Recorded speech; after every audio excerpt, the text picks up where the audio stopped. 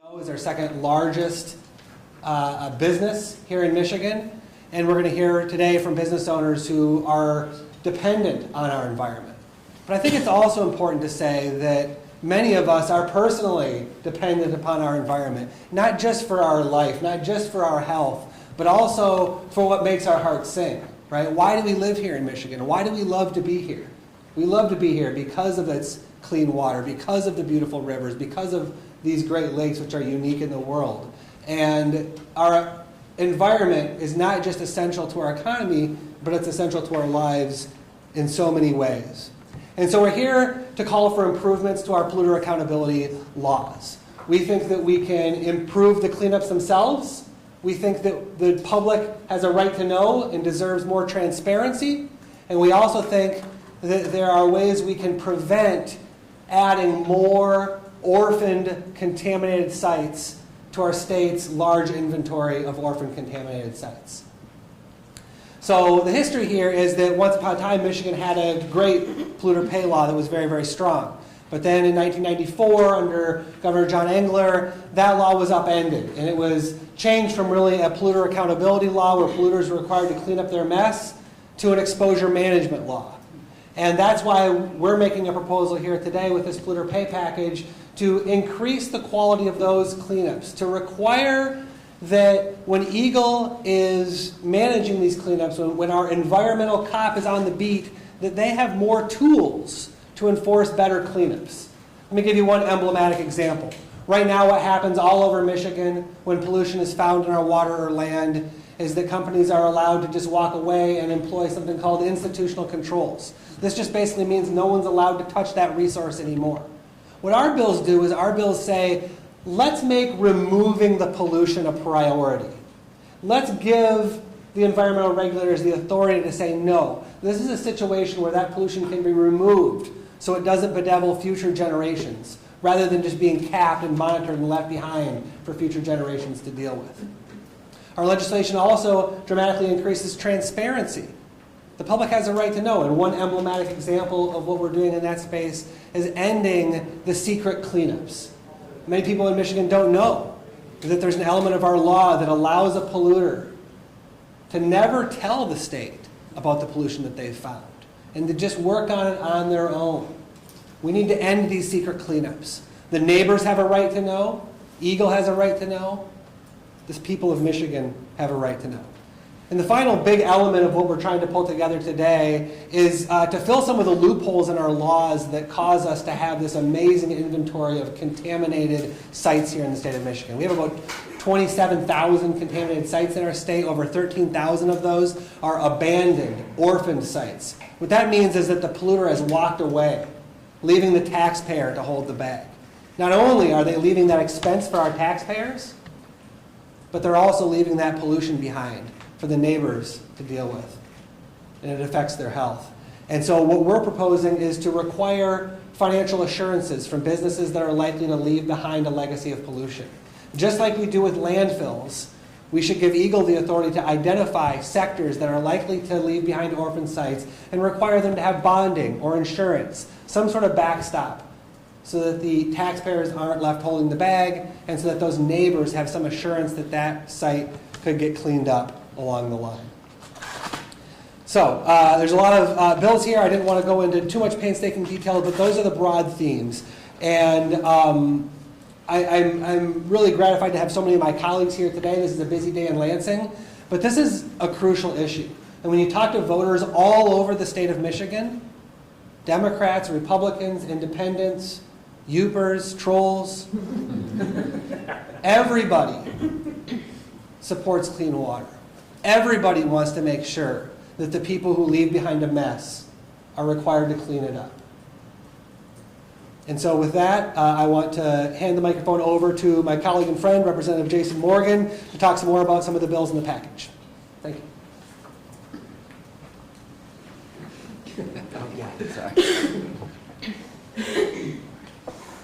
Thank you, Senator Irwin. I am very proud to be standing up here with you today and to be working on this really important issue with you.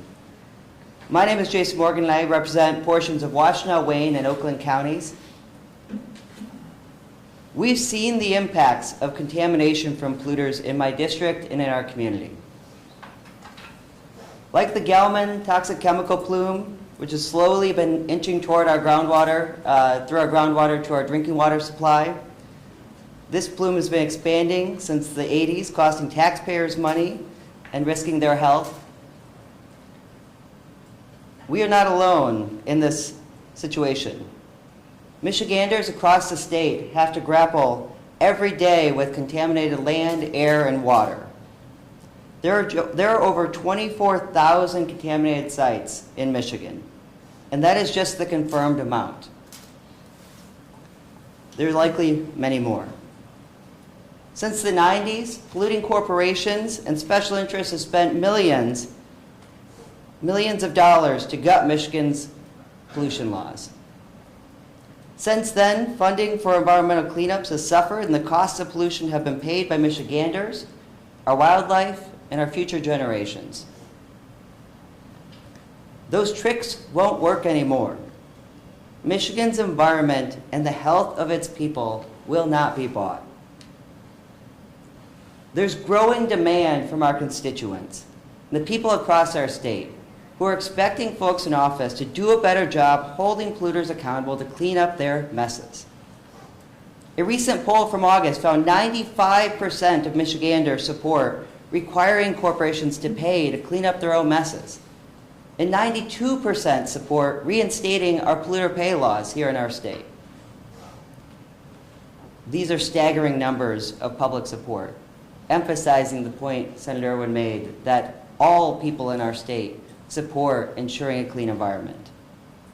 So we are here today to introduce this important package of bills to get Michigan back on track, being the state that respects its people and the environment, while also being a great place to do business. In many cases, when the state is trying to go after polluters responsible for legacy contamination that happened years ago, we run into issues where the 6-year statute of limitations has passed. Under the Natural Resources Environmental Protection Act, Michigan can seek damages from polluters for cleanup costs, but those claims are limited to 6 years after state-approved cleanup activities started the site, and no claims can be made from before 1991. House Bill 5243 would start a new 6-year clock for remediation claims related to previously unregulated hazardous substances like PFAS, so we can work to clean up contaminated sites from these harmful chemicals. Furthermore, House Bill 5244 would create a fairer system for people who have been impacted by pollution, starting the clock for bringing claims against polluters when the person discovers or should have discovered the problem. And finally, people who are exposed to pollution are at risk of health complications, and sometimes those complications take years to develop. House Bill 5241 would allow someone exposed to high levels of pollution to sue the polluter to cover the costs of medical monitoring for conditions linked to exposure to those pollutants. Current law provides no resources for people until after they are diagnosed with a disease, which at that point can often be too late. This bill will help protect the health of people, catch health complications from pollution before it's too late. These bills are about protecting Michiganders and giving them the tools to hold polluters accountable for the impacts that they cause to them and their families. All Michiganders deserve to live healthy lives and should be empowered to hold polluters accountable. The bottom line is this: if you are responsible for causing pollution, you should have to pay to clean it up. This legislation makes it clear that fencing off land and closing drinking water wells is not a substitute for removing as much pollution as possible. Let's reclaim our state and ensure polluters and not taxpayers pay to clean up their messes. Thank you so much, and I will turn it over to whoever's at the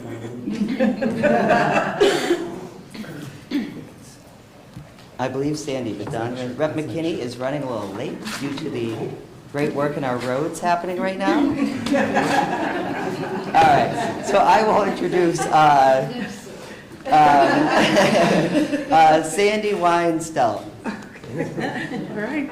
I'm pretty flexible, I'll just say. What the heck? My name is Sandy Wynn-Stelt, and I am not a legislator. I am, in fact, an impacted citizen and a co-chair of the Great Lakes PFAS Action Network. This is very personal to me.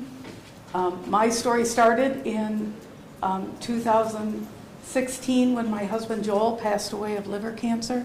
And it was the following year that I learned we had been drinking contaminated groundwater from the Wolverine Worldwide dump that we had no idea was there.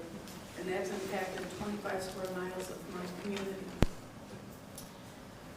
At that time, my first question was, how does this happen in our state, this pure Michigan state? And that was when I started learning how poor our environmental rules were. And that became this journey where I ended up being this, I don't know, reluctant, begrudging activist. I didn't want to do it, but somebody had to. There is no reason under the sun why my husband should have died because a company could make profits. And there is no reason under the sun why the children in my neighborhood and other neighborhoods throughout Michigan are breathing poor air and drinking bad water so that shareholders can have good dividends. And there's no reason why my tax money and your tax money isn't going for schools or for police or for roads. And instead it's got to go for environmental cleanup while CEOs make great stock options and get junior achievement awards. I mean, it doesn't make any sense. You can't be drunk enough to make this story make any sense. This medical monitoring piece is very close to me. When this happened, besides losing my husband, I paid out of pocket for my blood to be tested. It was $800 because it's not covered. Thankfully, I did, because I had a physician who monitored my health quite closely and discovered that I had developed thyroid cancer. And I was able to get surgery and hopefully, knock on wood, we'll be moving forward. I'm pretty much flame resistant and water repellent. What's going to kill me, right? So I just want to thank everybody back here who has worked tirelessly on that, on all of this. This is not a close call, I don't think. I don't know how you argue against holding people accountable. Every 3-year-old in this state this morning learned if you made a mess, you cleaned it up. So I think it's time that corporations do too. Thank you. And now I'll hand it over to Mom.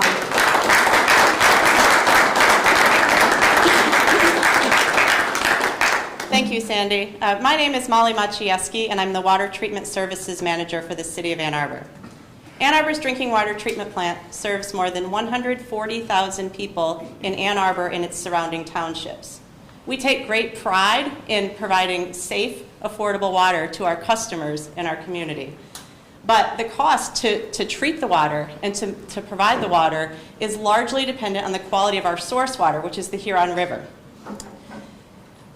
Over the last several years, detections of PFAS in the Huron River from a point source polluter, basically one polluter, has contaminated the river and forced the City of Ann Arbor to install treatment to clean up the PFAS.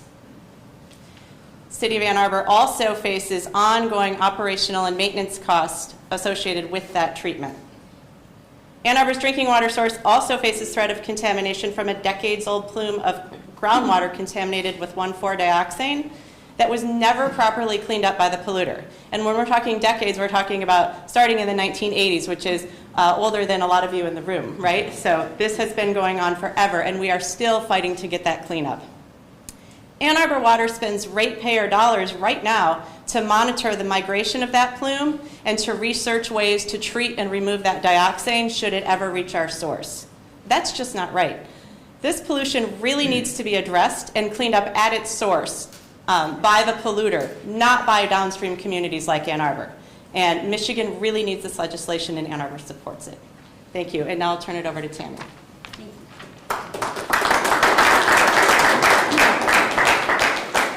Hello, my name is Tami Parks. I own Great Lakes Clothing Care in Holland, and I'm also a member of the Great Lakes Business Network, a coalition of businesses committed to protecting our air, land, and water. I'm a third-generation clothing care professional. Both my grandparents and my parents operated dry cleaning plants in Holland. Sadly, the dry cleaning industry has a history of pollution due to harmful chemicals and known carcinogens used in the process. That's why I decided to transition to 100% wet cleaning, which is an eco-friendly alternative to dry cleaning that uses water and biodegradable detergents to clean garments and textiles. Wet cleaning decreases the chance of harmful chemicals leaching into our ecosystems and water. As a small business owner, I see it as my responsibility to serve my community and customers with an excellent product while operating in a sustainable way to preserve our small and large ecosystems for generations to come.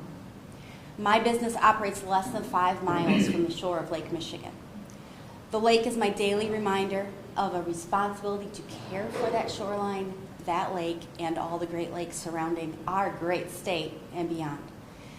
Today, I challenge other businesses to take on that mantra because communities, schools, churches, small businesses all need clean air and water.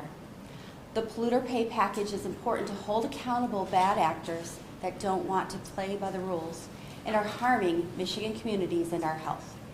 It is important so new businesses can be assured their properties are safe and they're not inheriting a problem.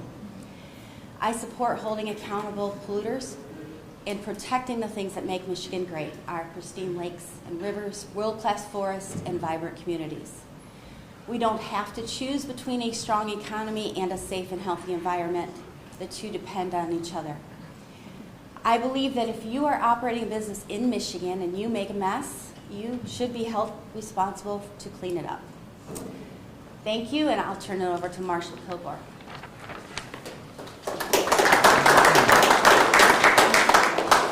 Right.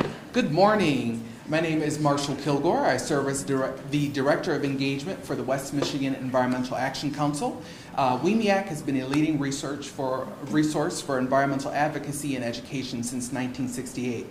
At WMEAC, we are working hard to combat environmental injustice toward our frontline communities that are often the most marginalized and forgotten about. We are proud to support the Polluter Pay package as we know we will help right the wrongs of the past and lead us toward a future of environmental justice for all of us. This issue hits home for many West Michiganders and for me personally. Southeast Grand Rapids residents are still grappling with the legacy issue of vapor intrusion. It's wonderful that I got to go after Tami, a business owner in the dry cleaning industry that is doing the important work to change and right the wrongs of the past. Because I'm going to tell you a little bit about negative dry cleaners in the past who have done some negative things that affect us till this day. Dry cleaners of the past were not responsible and used large quantities of cancer-causing chemicals known as PCE or PERC, which is a dry cleaning fluid and industrial degreaser. One of the most dangerous examples of vapor intrusion in Grand Rapids took place in the heart of the Madison Square neighborhood, of course, a predominantly black neighborhood. The vapor intrusion site was the same street of my mom's community office where she works as a juvenile probation officer, and I visited her for over a decade. And I recently bought my first home 5 minutes away. 28 individuals who worked in the area affected by vapor intrusion had to take blood tests, as Sandy talked about, which we pay out of our own pockets, to see the level of PERC within their blood. A large number of them showed dramatically higher than allowable levels of cancer-causing chemical in their blood. In addition to the direct impact this vapor intrusion had on workers in the area, there were also folks living at the sites of contamination. So they were displaced for weeks while testing and remediation was done. This was inconvenient for residents. So maybe they could, if they were lucky, stay with a relative, or they had to stretch their budget even further to find a hotel. It is ridiculous, ludicrous, to require the taxpayer, some of whom have been directly affected, had to pay for blood tests out of pocket, had to relocate, to pay for this environmental injustice and solve a problem they did not create. That's the point here, folks, of why we're all here today. It is not correct to solve a problem in which you did not create. We owe it to our fellow Michiganders, my neighbors, my loved ones to hold polluters responsible. In doing so, we will protect the Great Lakes, our amazing forests, and finally, in 2023, show our frontline communities, communities of color, disadvantaged communities that we care and we will protect them and uplift environmental justice. Thank you, and I'd like to turn it over to Representative Donovan McKinney.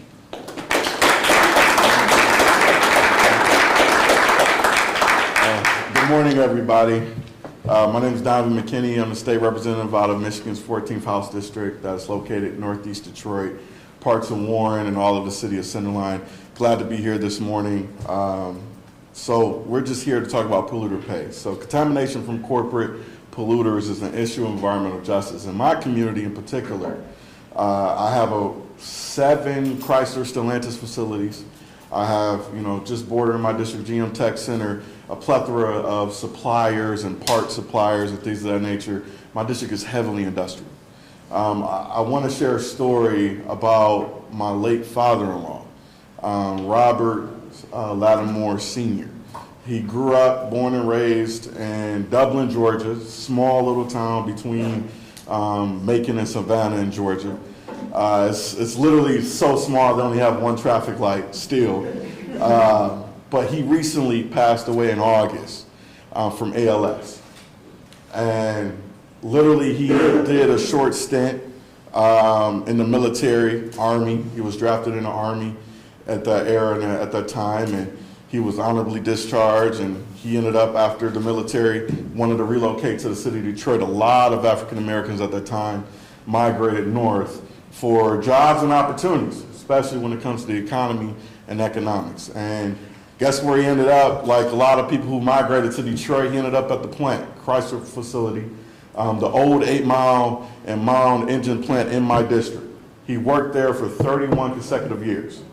And when that plant shut down in the early 2000s, he retired back home. But he told me stories right before he died about the pollutants, the pollution, and especially the chemicals he was exposed to in the plants. Now, granted, the plants have done their due diligence over time, and they're providing more worker safety, and they're not exposed to as many contaminants, so to speak, inside the facility. But outside of the facility, our communities are subjected and degraded to a lot of pollution. And if you look at his story and you look at my community's story, you'll be surprised the connection. When I was knocking doors last year campaigning for this seat, I was knocking doors and I was talking to a lot of my elders in the community, and they told me a lot of the respiratory pulmonary diseases they develop over time. Growing up, living next door to all of these plants, right? We see the smokestacks. We still see them. I literally left this morning. That's why I was late to this press conference today, because of the day on truck traffic and the construction. We're fixing the roads, by the way. But I want people to be patient, but that's why I'm a little late today. But I have to really, you got to understand the connection. And when I tell my community that, especially when COVID hit, and we got to remember this, and I got to give a shout out to our Lieutenant Governor Garland Gilchrist and everybody who led that racial disparities task force, because COVID-19 impacted communities across the state, but more importantly, it had a disparity, literally impacting people of color, in particular black folks who live in these overburdened, polluted communities, like a Detroit. And so if you look at COVID and the way it attacked your respiratory system, we have people in our communities that had pre-existing conditions, didn't even know it. And there's studies right now, there's stats right now. There's some zip codes in Detroit and the metro area that are worse off than LA, more polluted than anywhere else in the nation. There's also a stat I was recently reading in my district in northeast side of Detroit. If your child grows up in my district, by the time they hit the age of 5 years old, they have a 70% chance of developing asthma. So this is what we're talking about. Our corporate polluters must pay. They must share this burden, and they must ensure that the public safety and public health of our communities are intact. And I just want to say this, I'm proud to stand here with my colleagues. I could not be here with a lot of our partners in the room, but this is life or death. Literally, I got people in my communities who are starting to develop MS and ALS and don't really understand the connections until we let them know what's going on and educate them that it's all about the environment. It's about what we grew up in. It's about what surrounds us. It's about what we breathe, what we drink every single day, what we eat. This dictates our health and really the vitality of how long we live. And so I want to make sure that with these bills and other bills too, because this is part of it. This is one step. But we need also more bills, and we're working on more legislation too, to make sure the holistic approach. Everybody has the opportunity to live a quality of life that they justly deserve. And so I just want to leave it there, and I want to thank everybody for being here today. And yeah, we'll just leave it there. God bless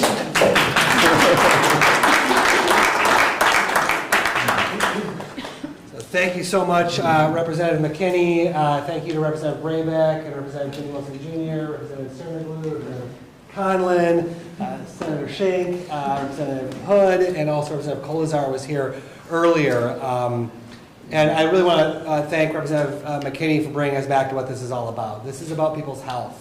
We're not just up against pollution. We're not just up against these shuttered sites and these fenced off pieces of land. We're up against cancer. We're up against a foe that has taken loved ones from probably every single person in this room.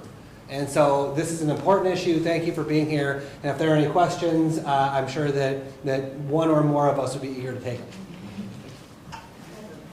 I'll start.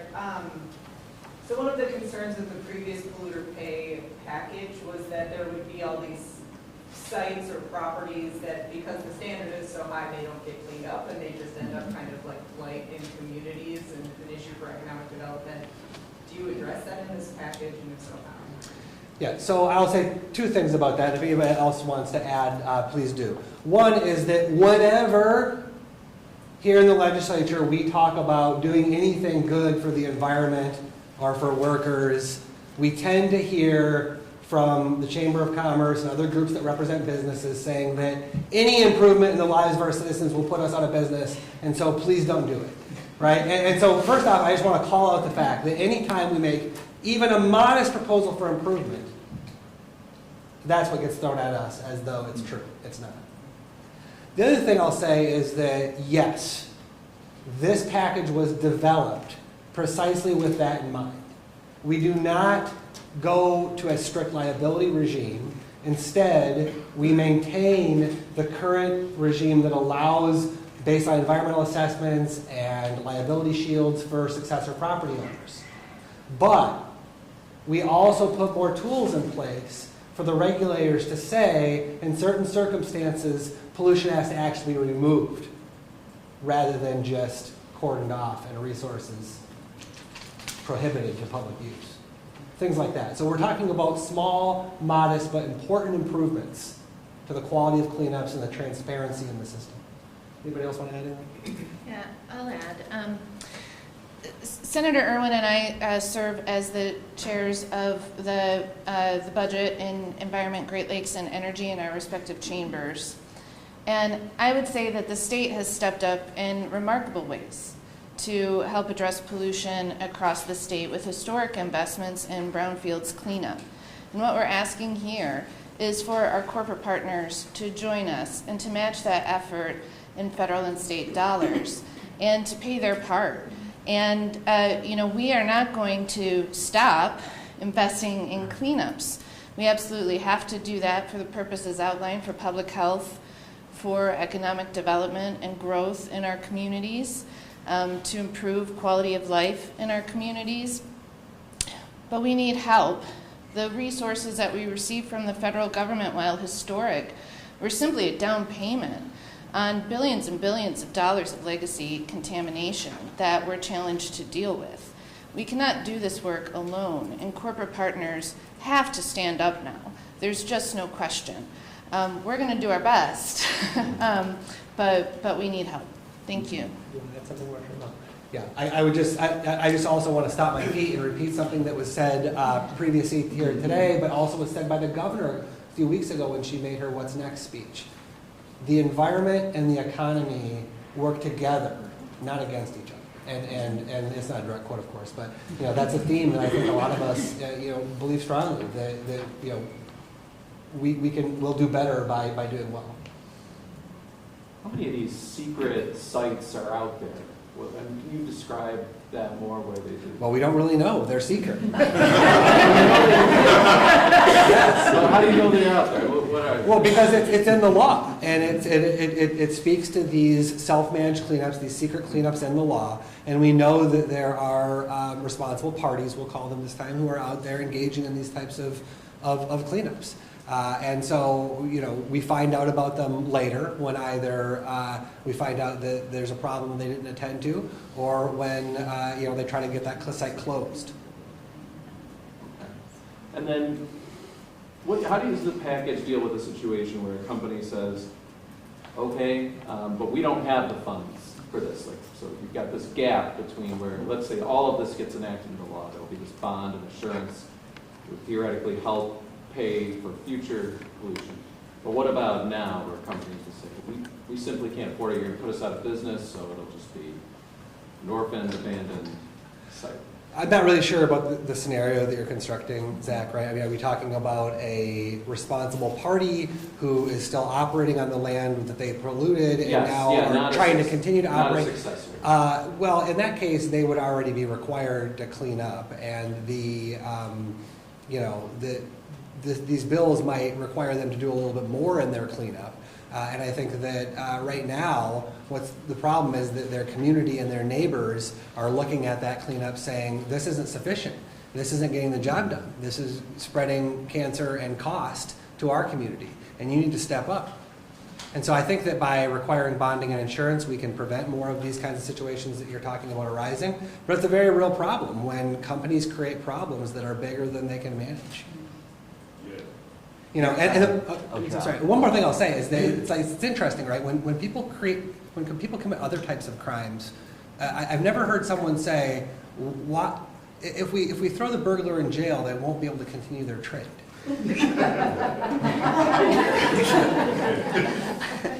I'd like to just leave it there because I think that's But I think one of the key parts of this is looking into the future and supporting our environment and kids and future generations. So making sure that we put a stop to orphan sites and situations like what you're talking about. So the aspect of it requiring assurances that the company would be able to clean up into the future if they were to pollute, that is really important. We hope Michigan has a long future of good jobs in manufacturing in our state. But that only works if those jobs in that manufacturing are not causing us to lose really important pieces of our land and our environment and access to safe drinking water. So that's one of the big keys in this package, is making sure that we are putting a sort of drawing a line in the sand now and saying we will not have future orphaned, polluted sites where there's nobody who can afford to clean it up. We have to make sure that we stop it now as we work to improve standards for what the current cleanups are happening. How much financial assurance is enough, and what industries do you start with? So I don't know, right? This is going to be something that we're going to empower Eagle to work on and develop over time. But this is a system that we already use for landfills. So we've already recognized that landfills are likely to have big problems, and that those big problems need big answers. And so we've already required bonding and insurance for them. We're asking Eagle to apply this same approach to another set of businesses, which basically are businesses that have to file a certain paperwork around their industrial chemicals. I think it's called the Industrial Pretreatment Program, if memory is serving, and then also dry cleaners. And so that's the set of businesses that would be, that the Eagle would be looking at and saying, it probably makes sense on some level to have some sort of backstop here. I just had a question related to something Representative Morgan said earlier, kind of about how these bills would provide citizens with additional options, kind of empower them in certain areas. I know one of the things that was touched on was the medical monitoring. Does this do anything else additional to kind of help the citizens that might be impacted by these chemicals? Actually, Well, I'm not Say- I'm not bragging, but I'm not a lawyer or a lawmaker. But I think one of the things that this will do, that I feel very strongly about, is help us with that statute of limitations. Oftentimes, citizens are left with no legal recourse because the contamination occurred years ago. And so, like in my, instance, PFAS, you don't taste it, smell it, you don't know about it until the polluter has tried to clean it up poorly. And then it finally comes through. So I'm hoping between the medical monitoring and statute of limitations, citizens are finally going to have a way as well to get to just be made whole. That's all we want. right, I think the key is making sure we're catching these things early. As somebody who's lost many family members to cancer, and understanding Sandy's story, you have to catch these illnesses early if you're going to save people's lives. And so that's a critical component of it. That, by extension, would lead us to being able to treat these folks and get them the support that they need, hopefully in time to help save their lives. What kind of relationship would a company have to have with the site in order to be a responsible party? Is it just owner or is it beyond that? So, not a lawyer either, not bragging, but I have read this one many times. My understanding of it is that you're a responsible party if you were the entity that caused the pollution. You own the property, you're operating there, you caused the pollution, you're now the responsible party. What happens a lot of times is that those responsible parties end up going bankrupt. I think of like McLeod Steel, for instance. Once, a giant steel, company, big plant in Trenton, and now it's still there. And it's still sitting on the Detroit River, and I mean, there's more going on with that site now lately. But once again, that's an example of a responsible party that has now left an orphan site behind. What happens a lot of times, though, is that you'll get a responsible party, but then maybe a successor owner might be involved as well. And so that's why we use that term responsible party to distinguish between the folks who might have bought the property after the pollution was caused.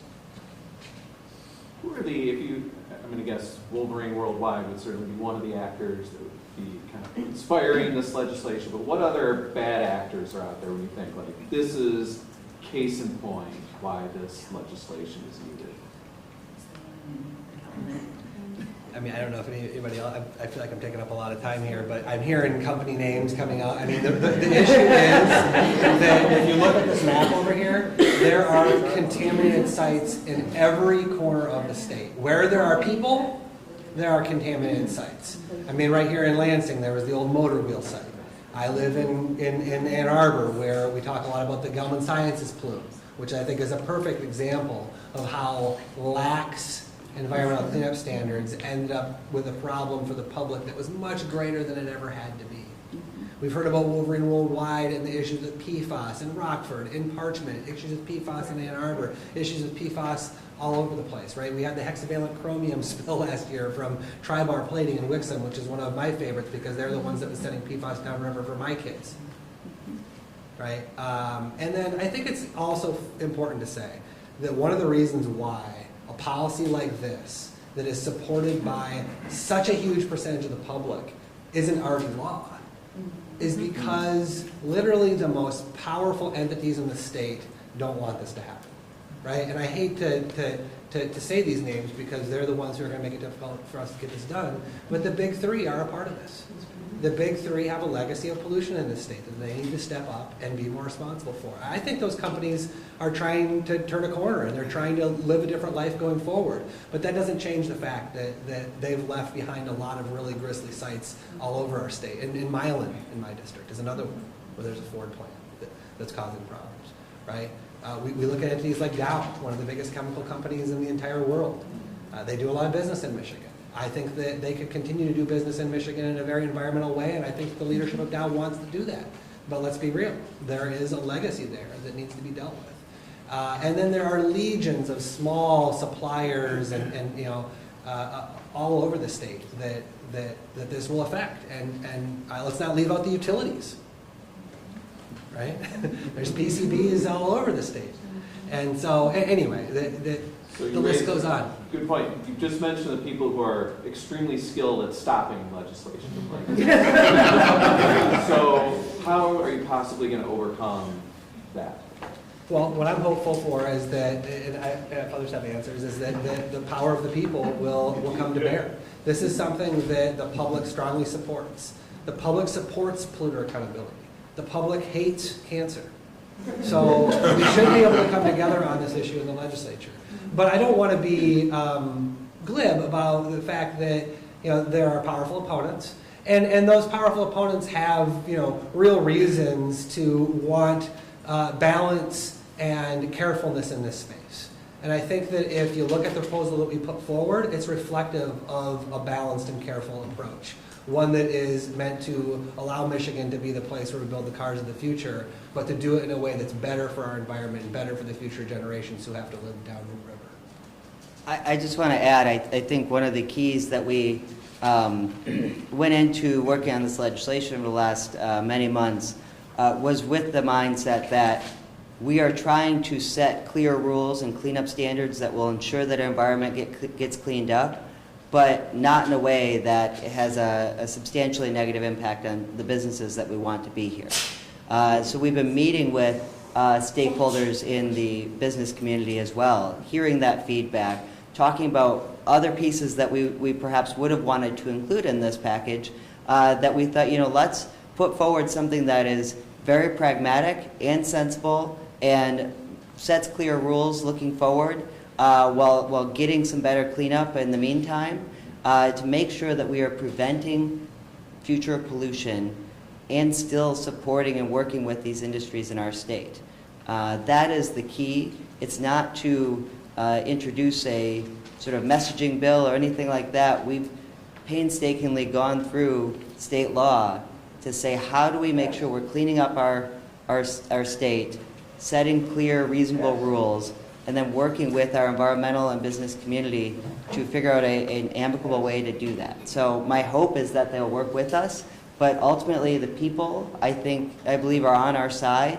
The people of our state absolutely want a cleaner state and would be with us on this. So our hope is to get that support and to have residents speak to their legislators, reach out, and demand that we do the job that we are sent here to do in protecting our residents and our environment in our state.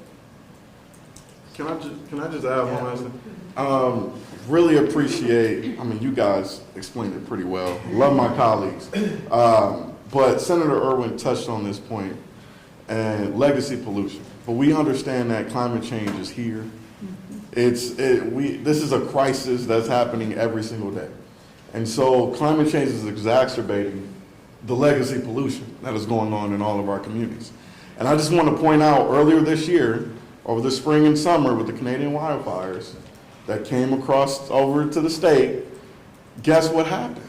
We were rated as the worst air pollution in the world. Not the country, but the world, multiple days in a row. And literally people are walking around like they had to go to work. They had to do whatever. Like they were working like it was day to day, which is true. Like the world doesn't stop, but people are breathing in these toxins. And we don't know what that would do long term. Like the science is saying something right now. We can look at the data, but right now we don't know what it's going to do to all of us because we were in Lansing when that happened. And we're breathing this stuff. You guys are breathing this stuff. So we have to really look at this, and this is one of many steps we need to look at. Another thing we need to do, and I want to put that out there, is look at cumulative impacts. This is a whole nother issue. But this is just one of many we're going to be working on. And I just appreciate to be a part of this and support this package because this is way needed. We're long overdue for this. Long overdue. Representative, I want to talk about a little bit. We talked about industry and how folks within the industry are going to push back on some of this package a little bit here. But I don't want us to forget that folks within industry and that drive our economy. I come from Grand Rapids, Beer City. We used to be Furniture City. You cannot have good beer without good water. There are folks who drive this economy who do want clean water and who do want positive environmental protections in place so that they can contribute to the economy positively. So there are folks who drive this economy who want this as well, not just the green hippies. We're here too. Thank you for that. I really appreciate being here. I especially want to give a thank you to all of the folks who came to help us make this press conference successful. Thank you so much for being here, and for all the folks from the media, if you're willing to take some time to talk to some of our folks who aren't always at the Capitol, please do, and the rest of us will be around for a little bit as well. So thank you.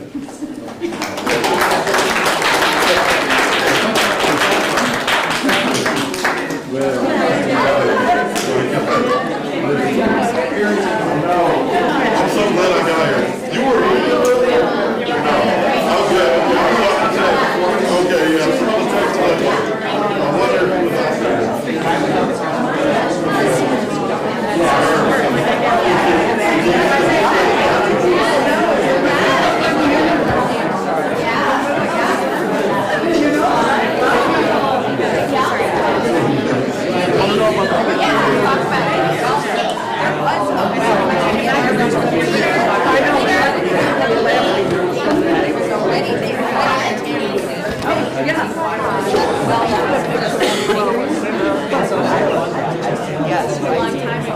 I totally forgot.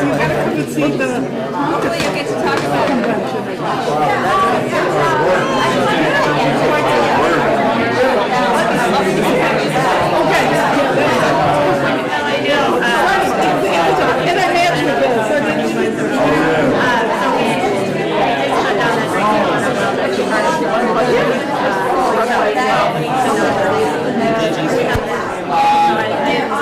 If it was set up during this, probably. Reluctantly and only with somebody making the So that's basic. I think, and then I need to be an